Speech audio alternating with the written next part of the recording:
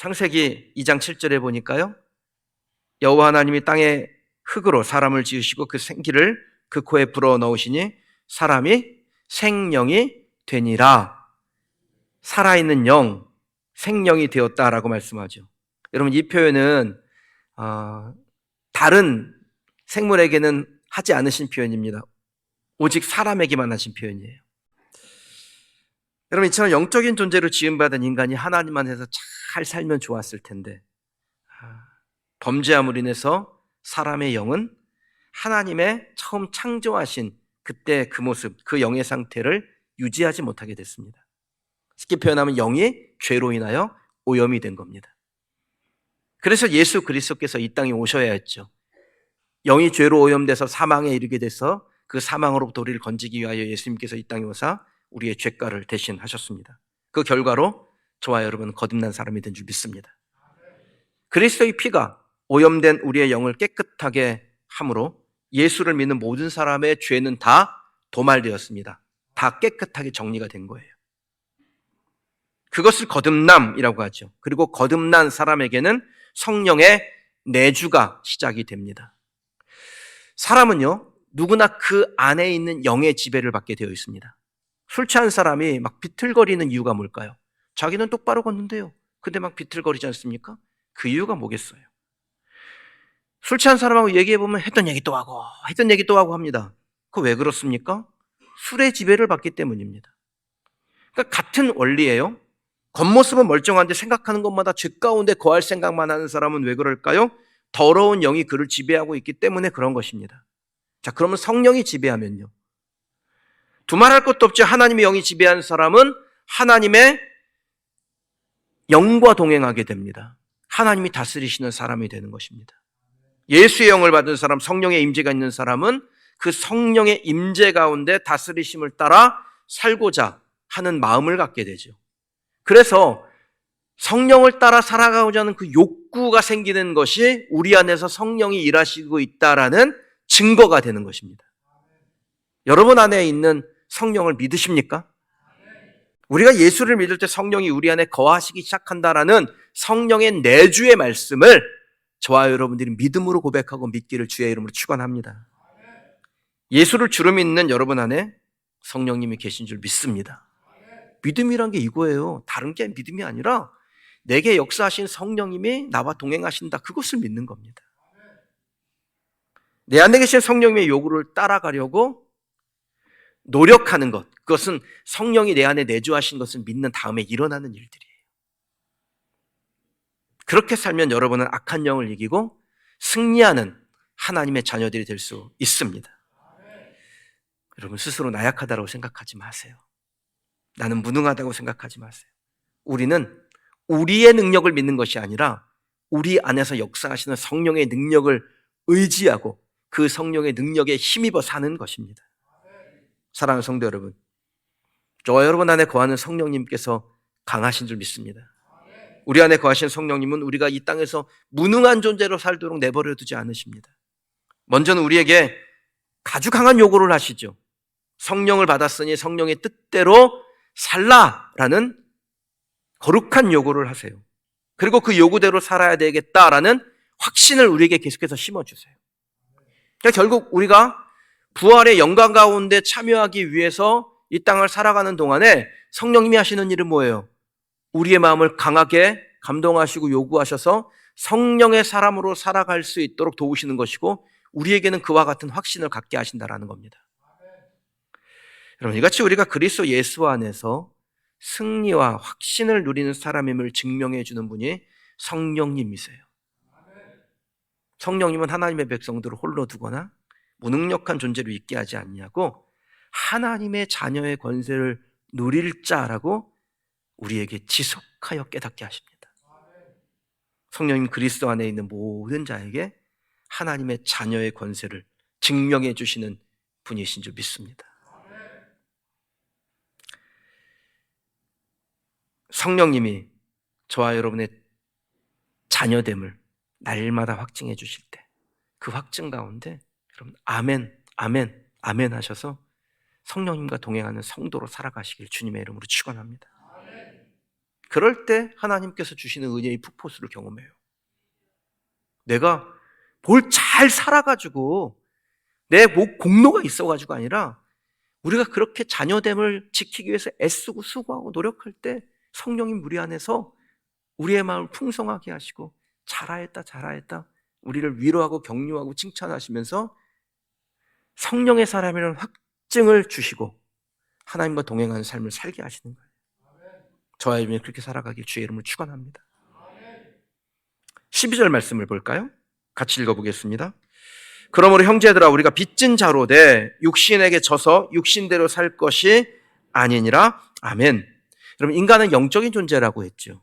그래서 어떤 영의 인도함을 받느냐에 따라서 삶의 방향은 완전히 달라집니다. 어떤 영이 우리를 인도해 가느냐 매우 중요한 거예요.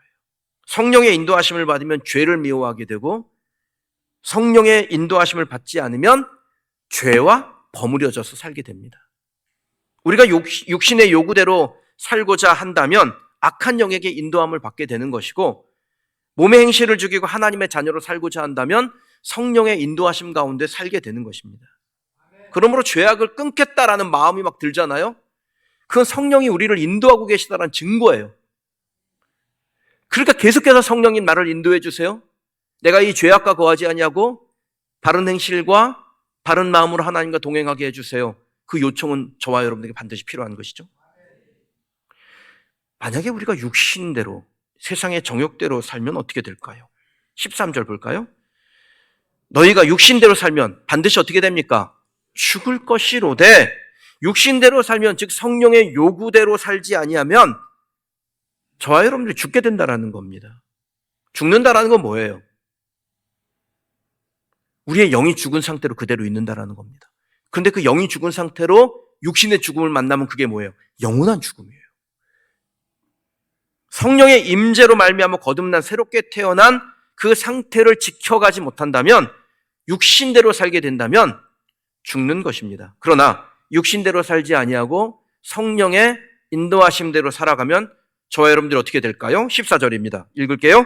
무릇 하나님의 영으로 인도함 받는 사람은 곧 하나님의 아들이라 하나님의 딸이라 하나님의 자녀라. 성령의 임재를 경험하고 성령의 요구대로 살고자 하는 저와 여러분들 그저 그런 존재 아닙니다. 우리 대단한 존재예요. 자부심을 가지세요. 우리 성령님으로 인하여 우리에게 자녀의 확증을 주사 우리는 하나님의 자녀로 살 수 있도록 끊임없이 성령님이 여러분의 마음에 감동하시는데 그때마다 아멘 그렇습니다. 저는 하나님의 자녀로 살기에 세상을 두려워하지 아니하고 세상을 이기고 주눅들지 아니하고 무능력하지 아니하고 하나님의 능력으로 힘있게 살아가는 줄 믿습니다. 날마다 이 믿음의 고백이 이 믿음의 고백 위에 아멘으로 화답하며 승리하는 저와 여러분 되길 주의 이름으로 축원합니다. 사랑하는 성도 여러분, 우리 하나님의 자녀들이죠. 자녀들에게는 아버지의 권세가 그대로 주어지게 되어 있습니다. 그 권세를 기억하시기 바랍니다. 그리고 그 권세를 누리세요. 우리는 무서워하는 종의 영을 받지 아니하고 하나님의 자녀, 양자의 영을 받았습니다. 그 권세를 위임받는 사람들이에요. 그래서 하나님의 권세를 가지고 살기 때문에 이 세상을 당당하게 두려워하지 않고 능력 있게 사는 거예요. 자, 그러면 하나님의 영으로 자녀된 우리가 어떻게 살아야 될까요? 첫 번째는요. 하나님을 아빠로 인정하고 그 아빠의 권세를 누리며 사는 자녀가 되시길 바랍니다. 15절 말씀이에요. 같이 읽어볼까요? 너희는 다시 무서워하는 종의 영을 받지 아니하고 양자의 영을 받았으므로 우리가 아빠, 아버지라고 부르짖느니라. 아멘. 우리 성경에 아빠라고 번역을 했는데요. 이 헬라어 단어를 보면 이게 아바입니다. 발음도 비슷하죠. 근데 우리가 아빠라고 할 때 그 아빠 누구 얘기합니까? 어떤 관계에서 하죠? 그 아빠와 매우 친밀한 관계 안에 있을 때, 아버지와 친밀한 관계 안에 있을 때 아버지를 아빠라고 표현합니다. 성령님의 인도하심을 받아서 하나님의 자녀가 된 사람은 누구나 하나님을 무엇이라고 불러요? 아빠라고 부를 수 있어요. 이는 하나님과 가장 친밀한 관계가 되었다라는 것을 의미하는 것입니다. 그러니까 주님 앞에 나올 때 그러면 자녀들을 향하여 그 아빠의 심정으로 우리를 바라보시는 하나님을 기억하셔야 됩니다. 하나님은 어떤 순간에도 여러분과 함께 하시고 도우시며 그 자녀의 넘어짐을 그대로 방치하지 않고 하나님께서 자기의 생명을 주어 가시면서 예수 그리스도를 주신 거잖아요. 생명을 주어 가시면서 하나님의 자녀들을 지켜주세요. 그게 아빠 되신 하나님이 저와 여러분을 향하여 가지고 계신 마음인 줄 믿습니다. 저나 여러분이나 하나님을 아빠라고 부를 수 있는 자녀이기 때문에 하나님을 만날 때 약속 안 하고 오셔도 돼요. 여러분 오늘 이 예배당에 올 때 하나님 제가 가도 될까요? 제 자리가 있을까요? 그러고 오시지 않잖아요. 여러분 기도하실 때 하나님 잠깐 기도하려고 하는데 들을 준비는 되셨나요? 그러지 않잖아요. 하나님은 언제든지 우리를 향하여 시선을 두고 계시고 귀를 열고 계시고 언제든지 주의 전에 나오면 우리를 안아주시고 위로하시고 격려하시고 칭찬하시고 축복하시는 아빠이신 줄 믿습니다. 그게 자녀의 권세 아닙니까? 우리 하나님을 향하여 말하고 요구할 수 있는 권리가 저와 여러분들에게 있습니다. 성도님들 중에 하나님을 무서워하는 분이 계시더라고요.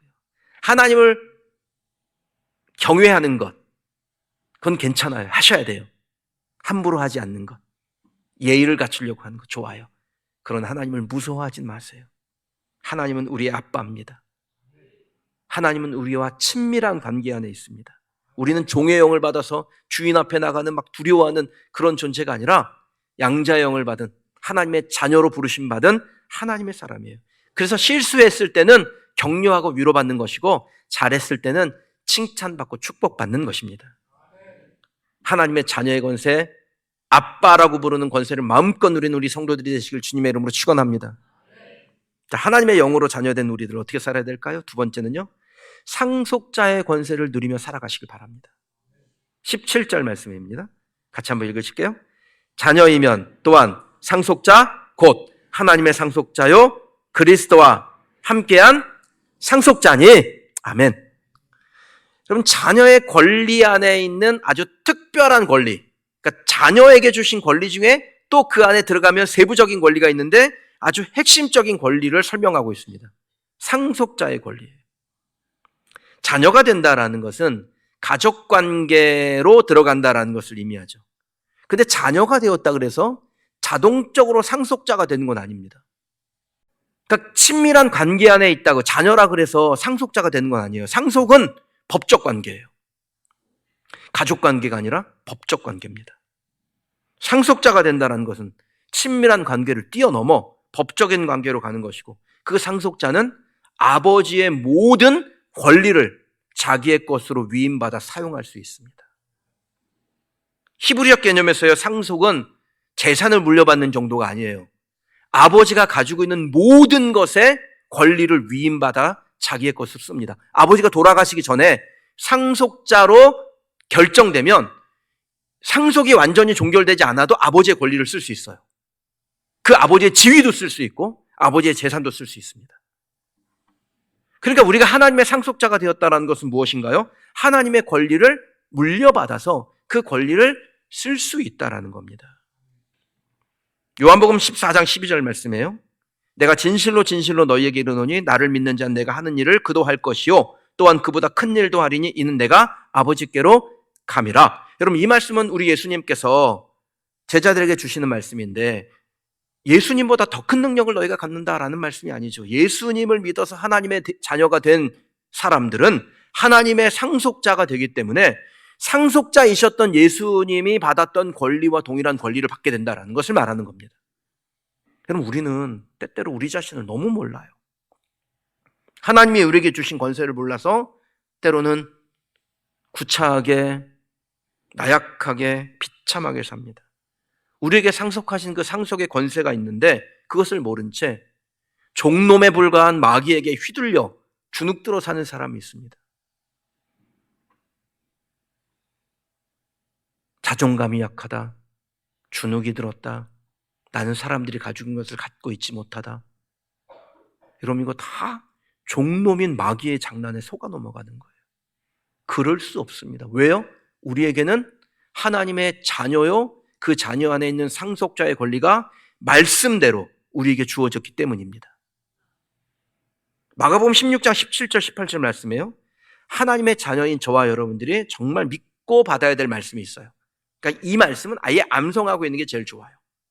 믿는 자에겐 이런 표적이 따르리니 곧 그들이 내 이름으로 귀신을 쫓아내며 새 방언을 말하며 뱀을 집어올리며 무슨 독을 마실지라도 해를 받지 아니하며 병든 사람에게 손을 얹은즉 나으리라.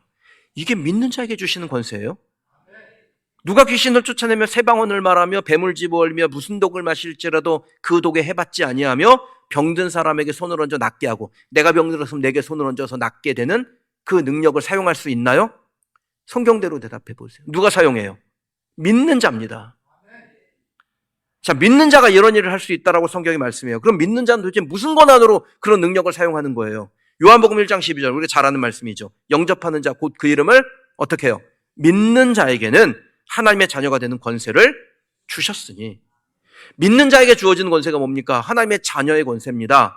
근데 그 자녀의 권세는 어떤 권세예요?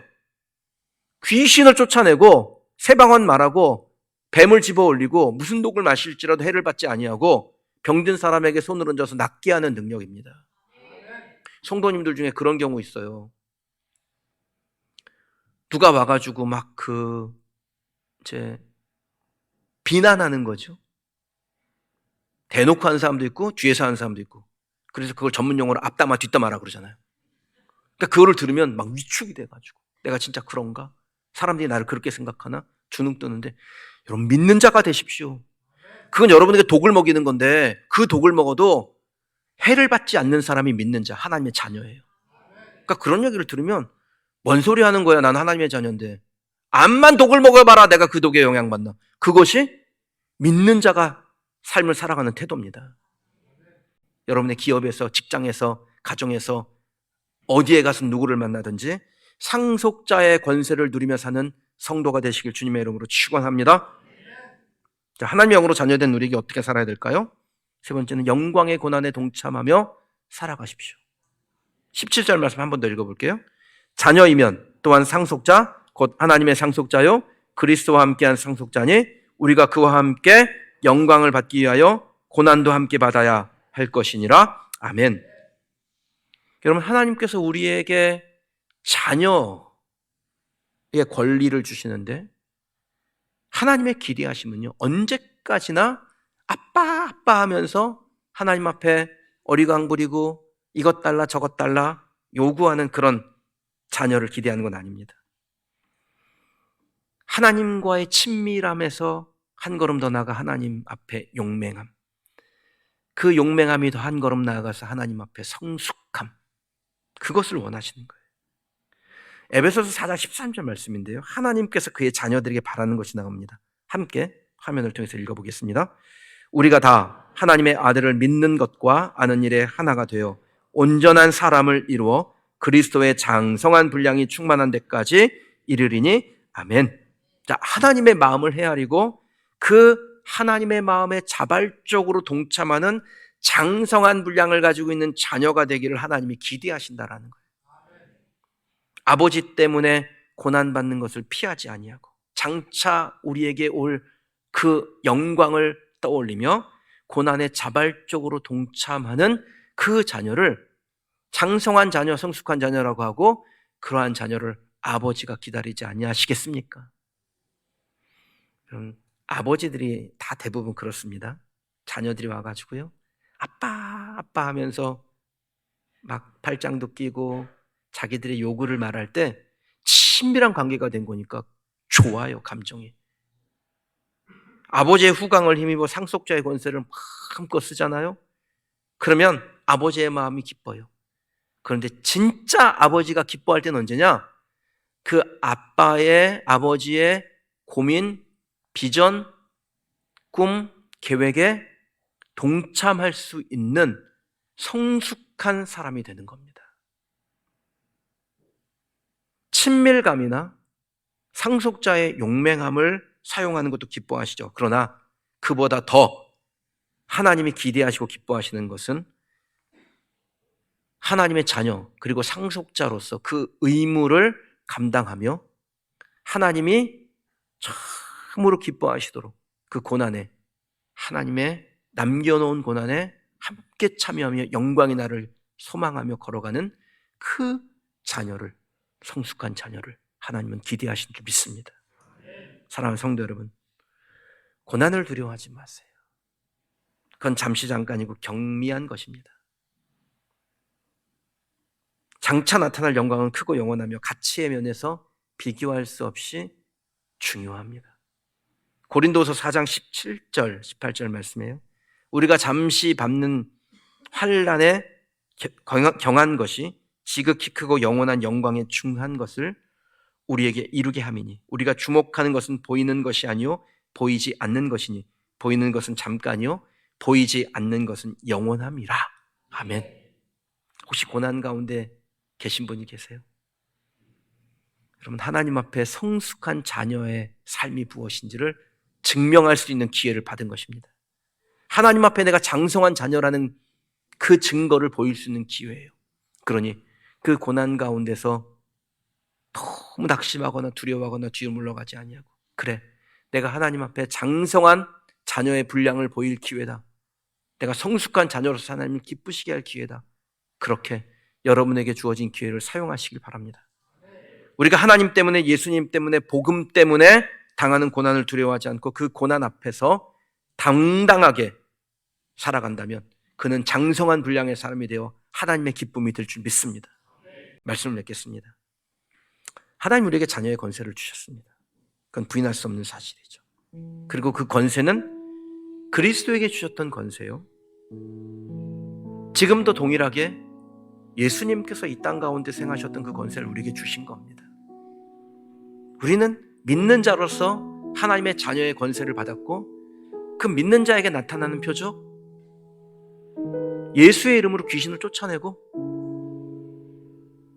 새 방언을 말하고 뱀을 집어올리고 무슨 독을 마셔도 그것에 대해서 해를 받지 아니하고, 병든 자에게 손을 얹되 내가 병들었으면 나에게 손을 얹고 내가 직접 기도해서 하나님의 치유를 경험하는 그 자녀의 권세가 저와 여러분에게 있습니다.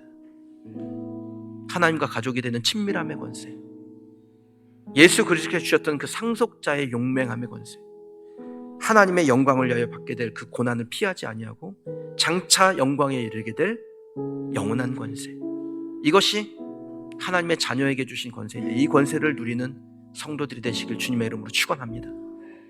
오늘부터 그 권세를 누리며 사십시오. 내 형편과 사정이 어떠하든 그 권세를 누리며 살 수 있습니다.